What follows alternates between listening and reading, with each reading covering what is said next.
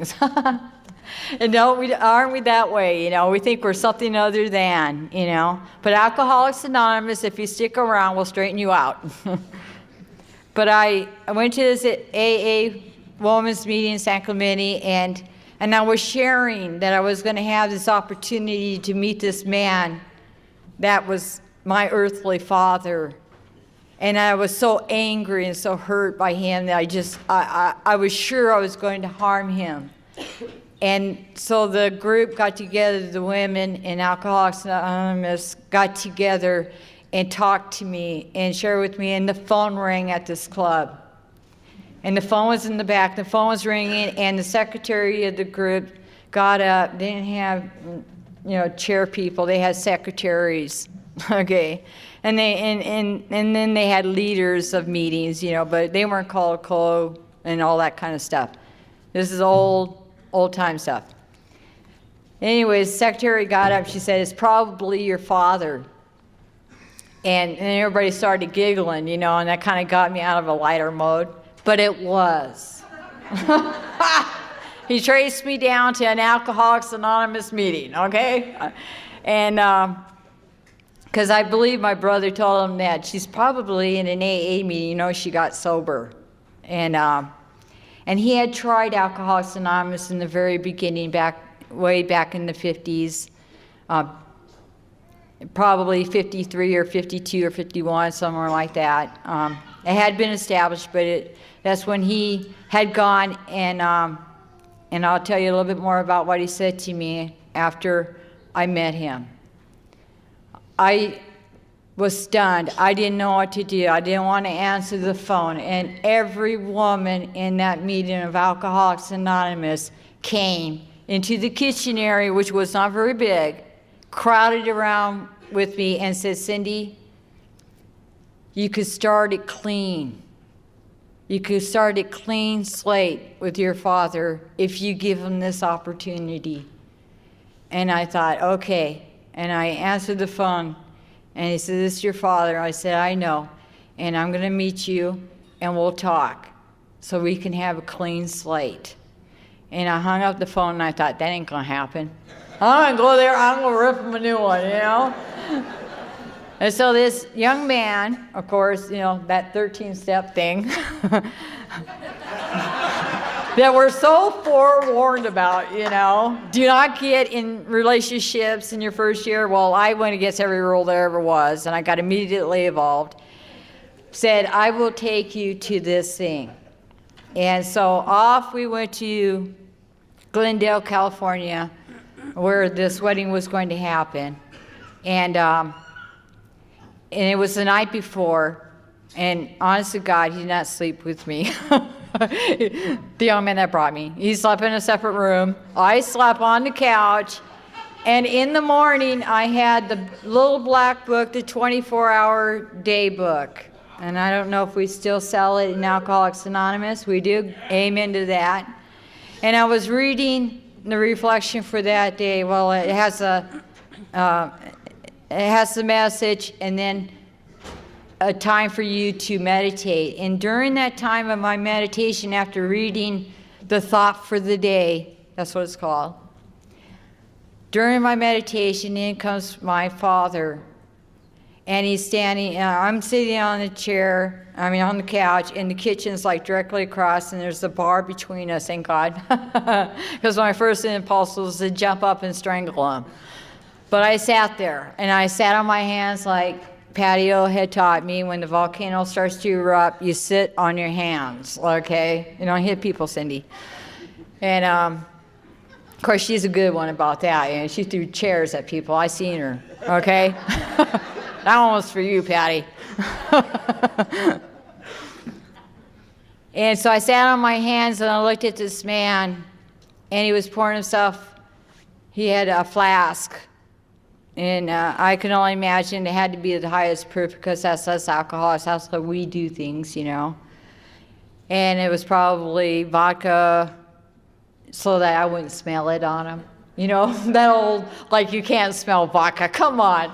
You know what? When I detoxed, it came out every pore of my body. I People thought I was drunk, and or drinking, and it would just be pouring out of every pore, because the liver stops detoxifying alcohol, and that's where he was, And I was looking at him, I was watching him pour that drink, and then he put the little splash of coffee on it.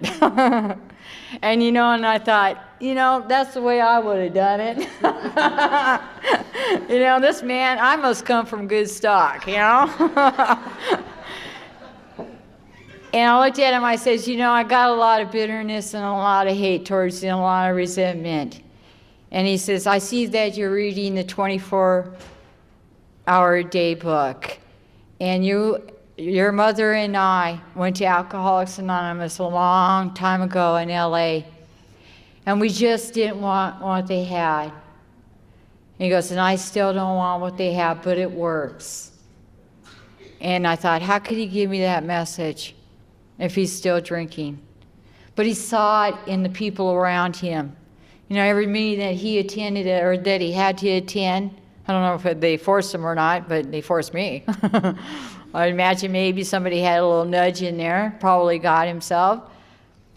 And he said, we didn't stay because we didn't want it, and I want to die drunk. And then I saw the guilt that this man had to live with for 20 some odd years, 23 years, of not knowing his own kids. I saw that guilt, and you know what I had to do? I had to forgive that man. And instead of reaching over that counter like I wanted and strangling him, I came around it, and I said, I forgive you. I see that you have had to wear the guilt and the shame, and that's enough for me. It had to be enough for me, people.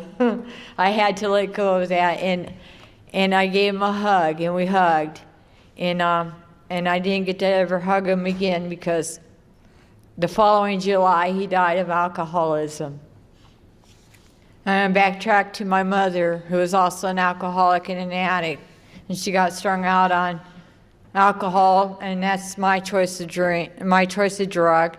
But I was also, like Mickey was talking about, I'm a trash can drunk.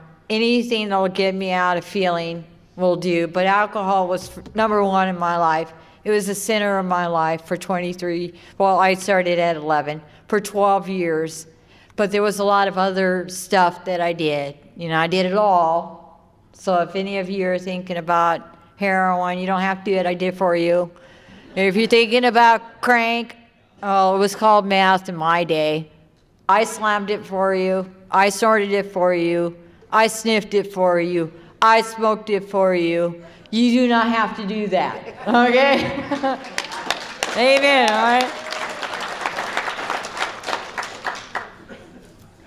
Now, I was a wild one. My first arrest was at 14. Okay, and I was trying to hide under a lowrider car. I was a lowrider at the time. I was hanging out with the lowriders. I had a short. Well, that's what we called them in the day. My short didn't have the lifts because I was in the poor section, called the foster children, all living on welfare. Okay, I couldn't afford the lifts, to do the little dances on the bumps that we would go. We would go cruising down Van Nuys Boulevard on every Tuesday night and Wednesday night. Van Nuys Boulevard Cruiser, all right. You know what I'm talking about. And it was all about partying, okay? And then I'd hit the biker bar, which my brother was in, and he belonged at the time to Satan's Slaves, which was really a wonderful place, okay? Boy, did I need God, and God knew it, And I think that's why I ended up in Alcoholics Anonymous, so I could find that power, which I choose to call God. But anyways, I was hiding under this thing because the party that I was at was supposed to be, I said to my foster parents, a cake and ice cream party. You know how we lie. When you're an alcoholic and when you're born, and I believe I was born with a disease, you're an instant liar. You're deceitful, and you're going to shoot corners, you can steal, you're going to do everything wrong. okay? And especially if you don't have somebody in your life that can show you a different way to live. You'll do what was being given to you, and that's what was given to me. And I hurt people because they hurt me. I was very abused in these homes, and I was very hurt. And I had a broken heart. And the broken heart came when my mother, after a year of recovery, she committed suicide. She drank one drink and took pills and was gone the next morning. And I just met my mother, and I was 12 going to 13 years of age. I would be 13 that year. And she had promised me one more time the moon, you know. And we're going to have our whole family back. She had my 2 brothers. I have an older brother and a younger brother. And she had my older sister. And my little sister and I were still in foster care. And she said the only reason why we were there because they didn't have big enough housing for us. But if I wanted to, I could leave that home and join them. But I knew the abuse in that home. And it was awful. And I couldn't leave my little sister there. And I was 12 years old making this decision, and I hated her for it. And I thought, I want to be with you, but I can't. I can't leave her back there to get hurt the way that I've been hurt and the way that she's been hurt anymore. I got to be in that gap. And I chose to go back into the foster care and live there until I was 18 years old. And then I had to leave her there, but I was there every weekend keeping an eye on those people. You better not hurt her, you know. And I love my little sister very much. Every one of us kids were alcoholic and addicts. And my brother, my oldest brother, I just got reconnected with, spent most of his time in the penitentiary. And he just got out this year. I mean, it was just it was a God pop. That's what I called miracles, a God pop. I went online and I started to look for my older brother as a Christmas gift to my real family, my sisters and brothers, because we had lost connection for 14, 15 years. And my older sister had found me on Christmas Eve and left a message on my machine, which I called my whole household to, sit at this table over here. There's 3 of them here. And I had them listen to that message, and my sister had found me. She said, if this is Sherry, then please call your older sister Mona. And I just hit the floor in tears. And then, so this year, I had that same opportunity to do that because we had lost connection with my older brother because of all the insanity that goes with alcohol and drugs. And he'd been locked up most of his life since the age of 14. He got kicked out of the state of California. They couldn't handle him. Us Bryants were very, very bad, okay? They couldn't handle him. They sent him away to Alabama to live with my father. He got to know my father more than anybody in my family. And then they allowed him back when he was 18, and him and I would go out partying. And I'll share just one little thing about his character, which is much like mine. If you see it and want it, you take it. Well, we had dropped some Quaaludes, and we'd been drinking, of course. Drinking came first for both of us. And we had done some Quaaludes, and that's like, you know, an elephant tranquilizer, okay? And I'm in the passenger seat, and he's driving I had a 61 Cadillac with the wings on the back, okay? With the gangster lean window, okay? And my arm hanging out all the time. Like that, you know? Cruising all the time.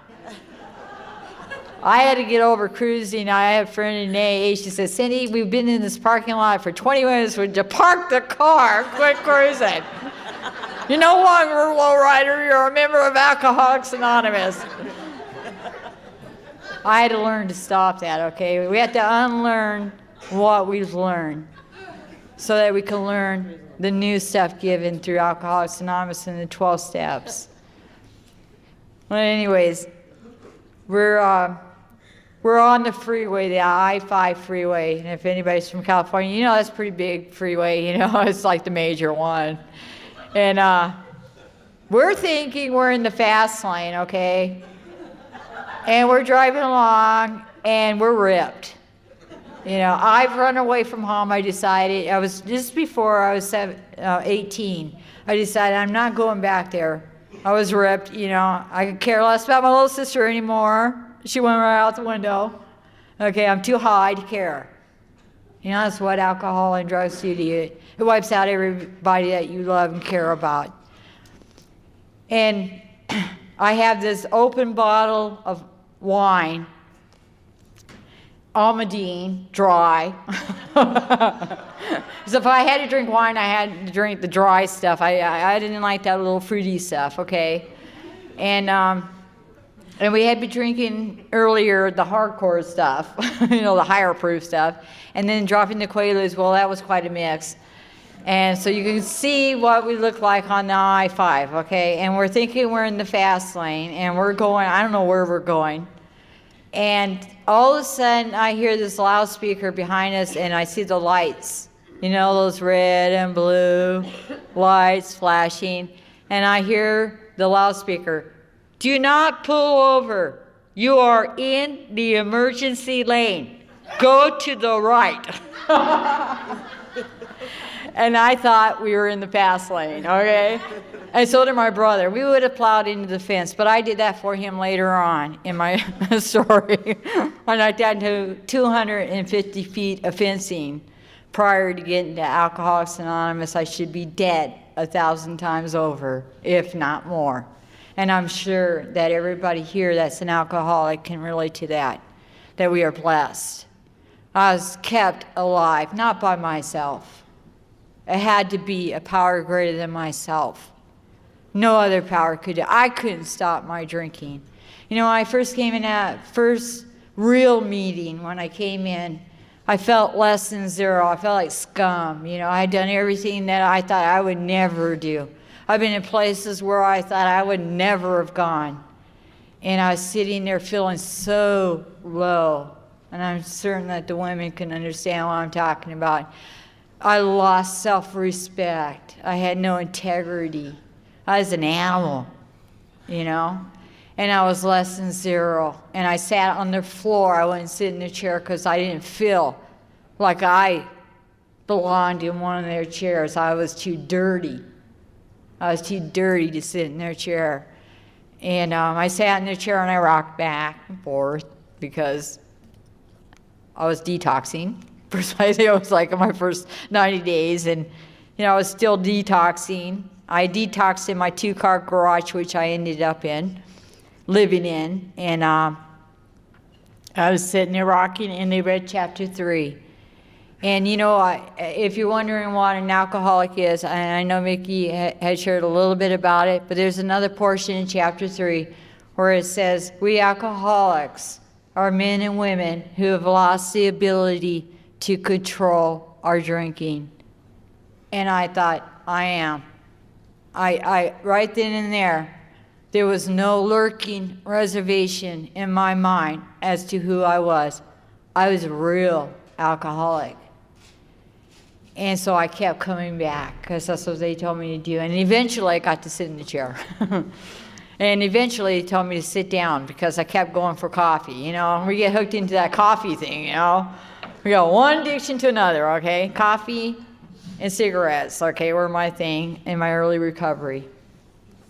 But prior to getting there, I had to do a lot of unlawful things and pay the price, you know. There's always the drunken Cindy. The next morning, the sober Cindy that's coming to paid the price. And there were a lot of times, there were 5 occasions where I woke up behind bars going, wow, which one am I in? What county, you know? And one time I woke up in solitary confinement, I thought, oh, this is bad, you know? And this little guard lit this little window. I mean, it was a solid door, you couldn't see out. Cement floor, I was on the floor. There's a drainage hole right by my face, you know? The bed was cement, okay? There was no cushiony little cot, okay? in this jail. It was Ventura Women's County Division. Thank you very much.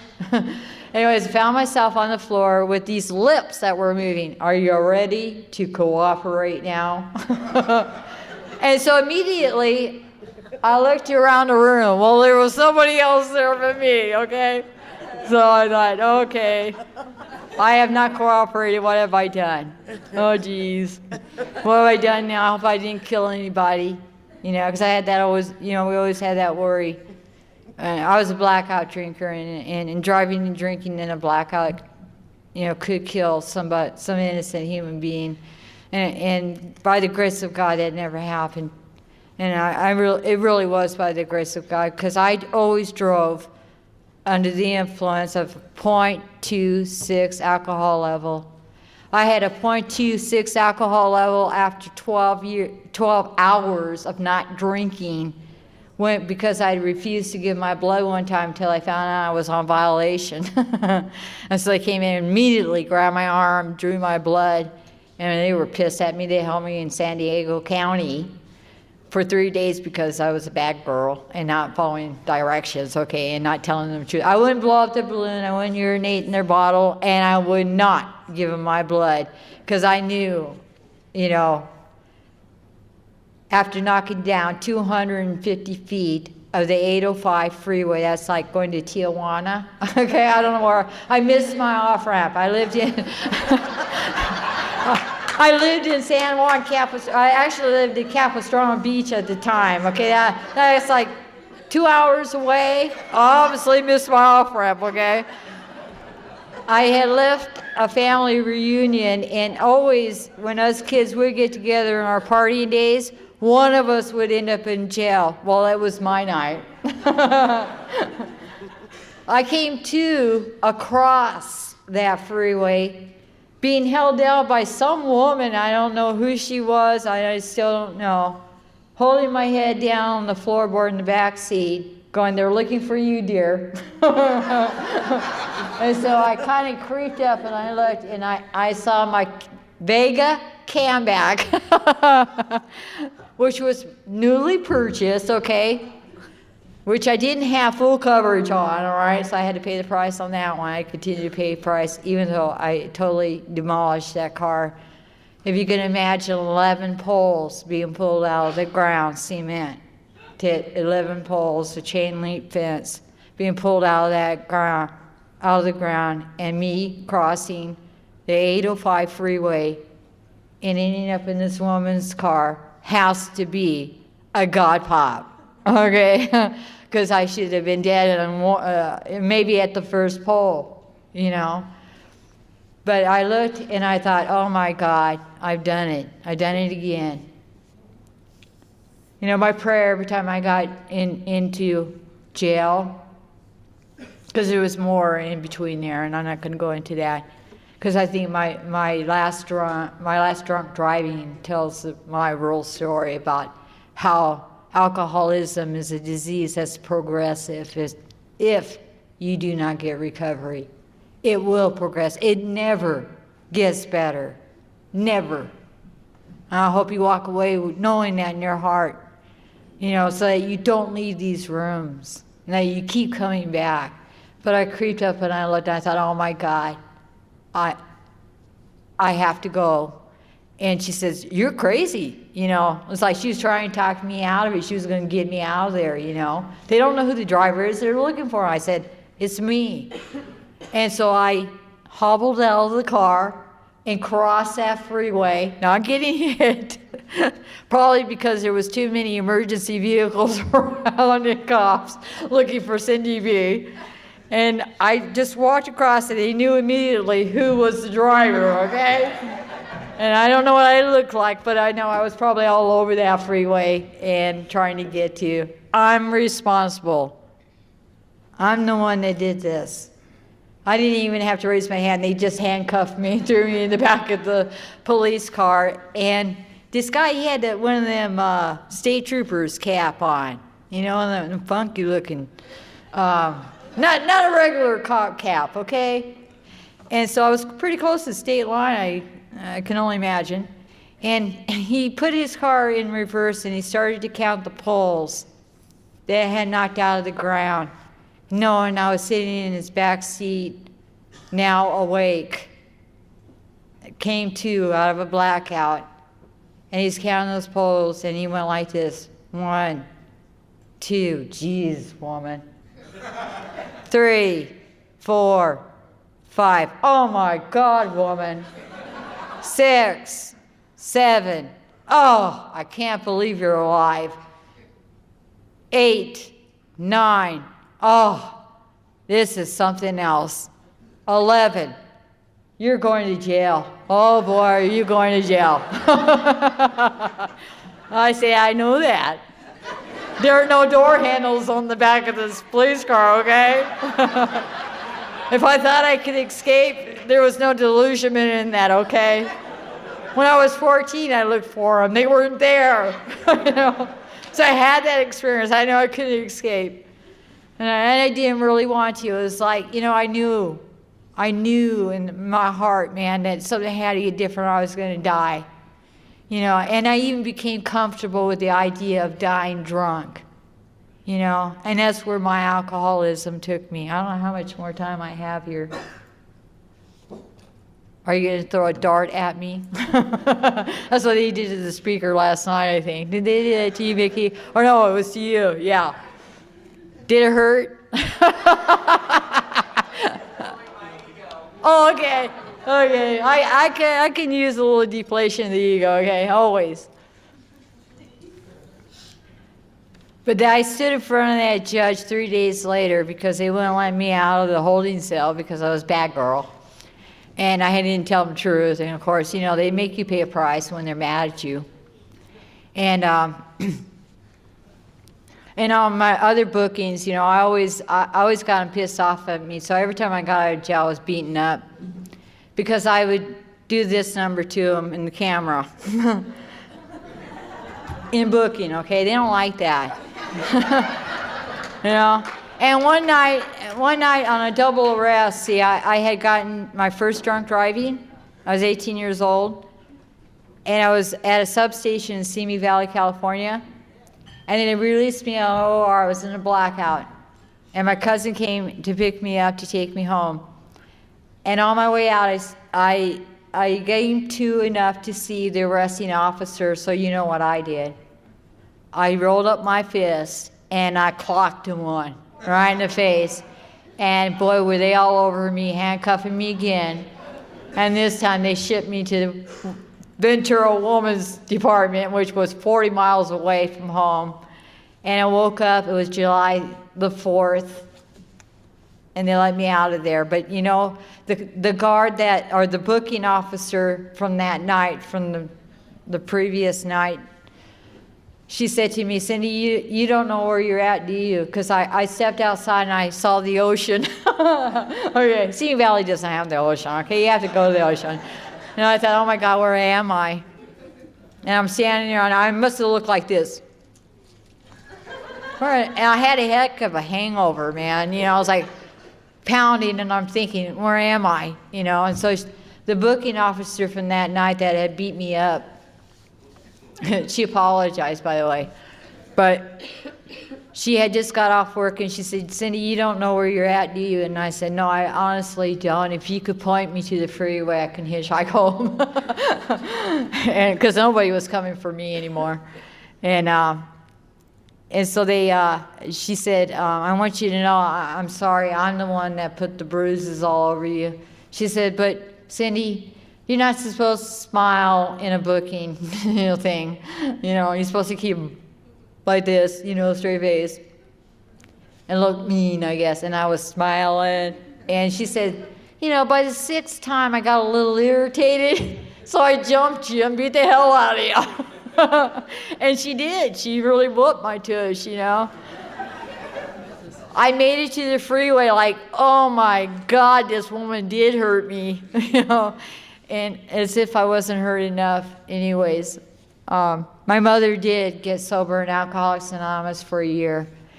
In 1969, she was in the first recovery house in LA County for women. And I went there. I was 11 years old at the time. and went there because she was getting her first year chip. And so later on that year, I got to spend my first Christmas with my siblings and my real mother and her new husband, who was in Alcoholics Anonymous, who had 3 years. And 30 days later, she drank and dropped those pills and didn't come to you in the morning. And that broke my heart. You know, and on the streets, I had a saying, because my heart was already broken from being torn apart. You know, when you get torn apart from your family and from everything you know, even though it's bad, what I got into was worse than what I had. So I thought, and it broke my heart. And I used to walk around and say, you can't break my heart. It's already broken. And you know what? Through Alcoholics Anonymous, I have a heart, I have a love, I have a compassion for the still sick and suffering alcoholic, and for the newcomers that come into the Alcoholics Anonymous meeting, and for us old timers also. Because, you know, if it wasn't for the old timers, I'd had nothing to go on. And, you know, I'm pretty ugly without something to go on, okay? About 10 more minutes? Okay, I'm going to read in closing, and I hope that my talk or whatever came out of my mouth, I prayed before. And so if you have a beef with something that I've said, you talk to my God as I understand and yell at him, okay? Don't yell at me. It's his fault, okay? I never open my mouth without asking God for the words to touch the people's hearts that he brings into these rooms. And that's been a commitment of mine since I found God in Alcoholics Anonymous. And that's what we're supposed to do. And this is how I'm going to end it. It's in our big book of Alcoholics Anonymous, page 164. And it's a vision for you. And that's my favorite chapter. I wanted to have a license plate with an A, B, I, J, O, N, 4, U, a Y. I always wanted to have that license plate. Maybe someday when I'm able to drive again, I'll get that license plate. But that is my favorite chapter in the whole book, because you know what? It gave me that hope. There's that hope. This is the hope. Our book is meant to be suggestive only. We realize we know little. God will constantly reveal more or disclose more to you and to us. We ask him in our morning meditation what we can do each day for the man who is sick. That's what I did this morning. And that's what I do every time I open my mouth in an AA meeting. The answers will come if your own house is in order. Obviously, you cannot transmit something you have not got.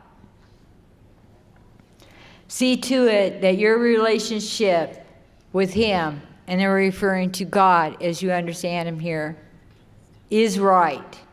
And great events will come to pass for you and countless others. This is a great fact for us. Abandon yourself to God as you understand him. Admit your faults to him and to your fellows. Clear the wreckage of your past. Amen, huh? Don't have to carry it anymore, babies. Freely give of what you find and join us. We shall be with you in the fellowship of the Spirit. And you will surely meet some of us, all of us, as you trudge the road of happy destiny. May God bless you and keep you. Until then, you never have to go back to that pit of hell from which you came. I have not had a drink since 1979, and I don't ever want to return to that pit of hell from which I came. And I pray for every one of you that you don't ever go back out that door, because you may not come back. And you know what? There are a lot of us here and a lot of old timers that would break our hearts. That would break our hearts if you go back out there and don't come back. I've had many women in Alcoholics Anonymous that I sponsor go back out there and die by the sword. And it hurts. I want you to know it hurts when you go back out there. Every time you go back out there, you're hurting a member of Alcoholics Anonymous, because we want you to have the greatest gift that God has given us. Thank you for allowing me to share.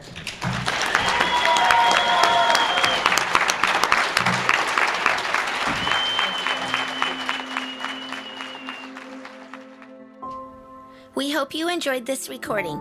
If you are interested in other speaker tapes or CDs from AA or Al-Anon, please contact us at Sound Solutions, toll free 1-877-893-2777, or visit us on the web at soundsolutionsrecording.com. We are also available to cover your recording and sound system needs. Thank you for allowing us to be of service and carrying the message.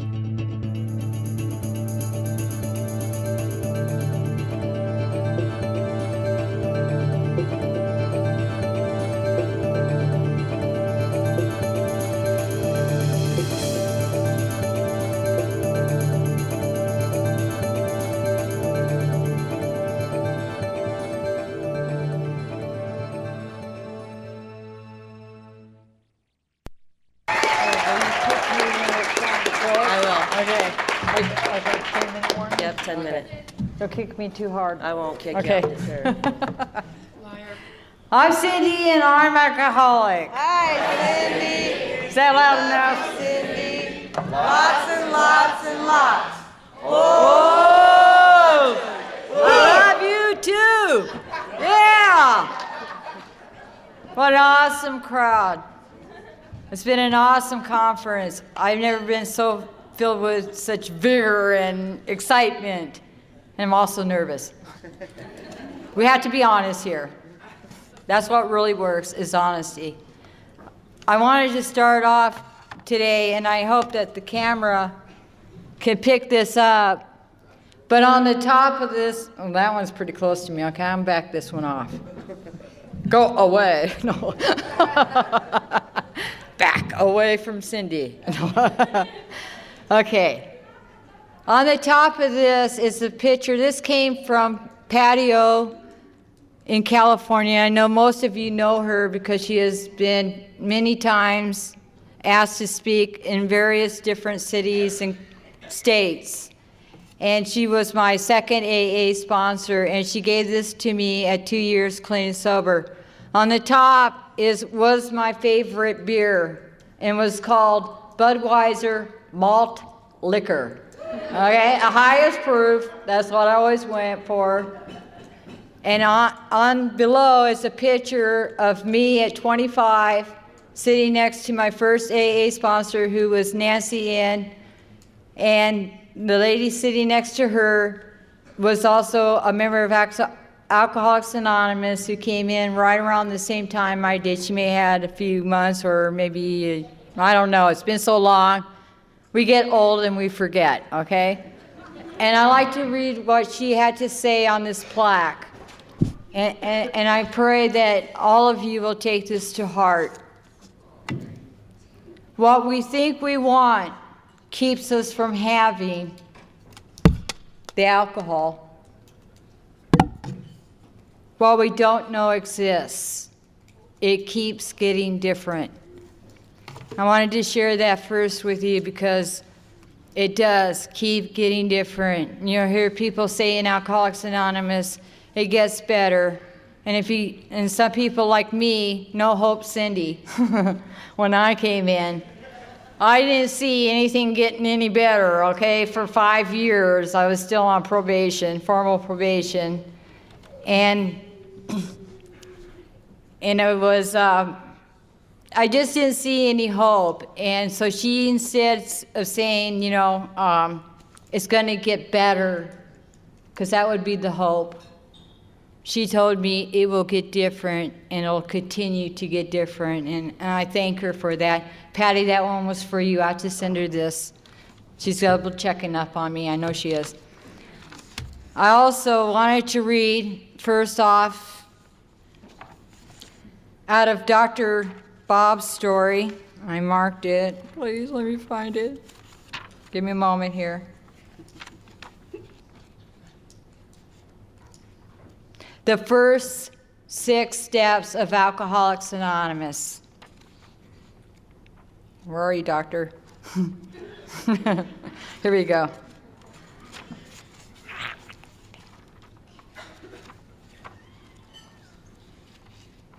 You know, it's funny because I opened up to it right this morning, and I think it's very pertinent to know that Alcoholics Anonymous was started between 2 men, Dr. Bob and Bill Wilson, and it wasn't in an AA group like we have today. There was no Alcoholics Anonymous then. And these are the steps that they took to keep themselves sober. And then they expanded so that they can reach more of us from all denominations, from all parts of the world, 90 countries, okay? And I just love it because it's so very pertinent, like I said. I'm sorry, I'm repeating myself. Help. Where's Dr. Bob?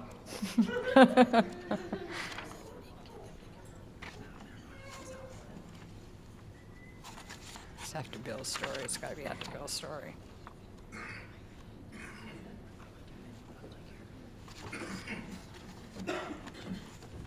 Teresa, help me here.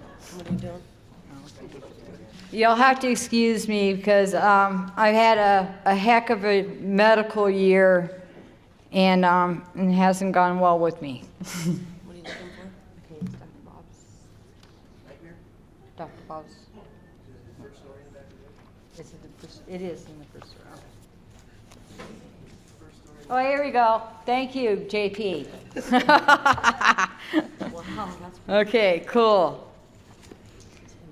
The first step was complete deflation. And you know what that means, that egocentric person that we come in with. Deflate is a pretty powerful word to me. I don't know what it speaks to you. Dependence, number 2, dependence and guidance from a higher power. 3, a moral inventory. 4, confession. 5, restitution. 6, continue to work with other alcoholics. And this alcoholic's been clean and sober for 28 years, and when I came into Alcoholics Anonymous at 23 years old, they told me I never, ever had to go back out there to the pit of hell from which I came. And I believed them. Because I thought, if this thing doesn't work, I want to say a bad word, but if this thing doesn't work, I'm really screwed, okay? If this thing called Alcoholics Anonymous does not work for me, I'm dead.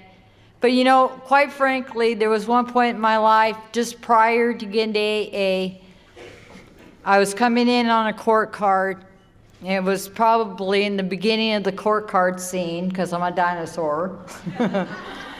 And I saw people sober, and I thought, I walked away from my first AA actual having the card signed once by me actually handing it over. After that, I sent boyfriends in. I had other people that I knew sign it because I didn't get sober on that court card, okay? The judge gave me 15 meetings to do in 90 days. It took me a year and a half. Okay, I was not a willing participant. total rebellious human being. And I think most of us can relate to that. You know, we'll do everything that everybody tells us not to, okay? And it feels good when we're doing it. And that's the way I felt. I don't know about you. That's the way I felt. Nobody could tell me how to run my life at the age of 11. You know, at 11, I decided, this is my life. I'm going to live it the way I choose fit. and my world was filled with alcoholism and drug addiction. Both of my parents were alcoholics, and my mother was an addict. I don't know about my father too much. He was removed out of my life at a very early age. I did get to meet him in recovery, and I do want to mention this because it's very pertinent, and part of my recovery is to forgive, and to forget and to let it go, because you can't hang on to resentments. It's a luxury we cannot afford. And I always thought about, when they used to say that in the AA meeting, it was a luxury. I used to think about Cindy, the trophy, and all the garbage that was inside her that had been spilling over for 23 years. And when I came here, the doctor told me, and he said, before I got here, a year and a half before I got here, the doctor said, Cindy, if you don't stop drinking, and within 6 months' time, you will be dead. You will kill your liver. You will be dead. And I outlived that, because that's how we are, aren't we? Aren't we persistent? We are very persistent people. And I'm very persistent in my recovery as well. And I'm blessed with that gift because I believe that is a God-given gift for each one of us. And our gift back to Him is our recovery, and helping others to achieve sobriety. So I knew I couldn't hold on to any resentment, and so I had an opportunity. I came in June 30th, 1979, and in October my older brother was getting married, and my father was flying in from Alabama, and I hadn't seen him, like I said, since an infant. And I hated him because I grew up in foster care. He never wrote back to me. I write him things in crayons, and as a little kid, and he never wrote back. He never sent a birthday card. He never sent a Christmas card. He just didn't have anything to do with his 5 kids. And it broke my heart, and I hated his guts, and I thought for sure that when I met him, I was going to rip his face off. That's how I felt. I was so angry, okay? And I went to a woman's meeting in San Clemente, California, hey, all right. Okay. And I'm having a hard time because I have MS. They've diagnosed MS and degenerative disc disease, which I've had for quite a while, and it gets a little painful. So if I get up and down like a yo-yo, like I used to be when I first came in, just remember I'm sober 28 years, okay? But I thought for sure I was going to rip this man a new one, I clobbered cops, and there was no limit to my anger. There was no cap, ceiling, or anything, okay? If you got my way, I hurt you, because people hurt me. And I felt like there was none of you that I liked. I don't like anybody. And that's the way I came into Alcoholics Anonymous. Very hateful, very angry, and you know what? So full of denial, I didn't think I was any of those things.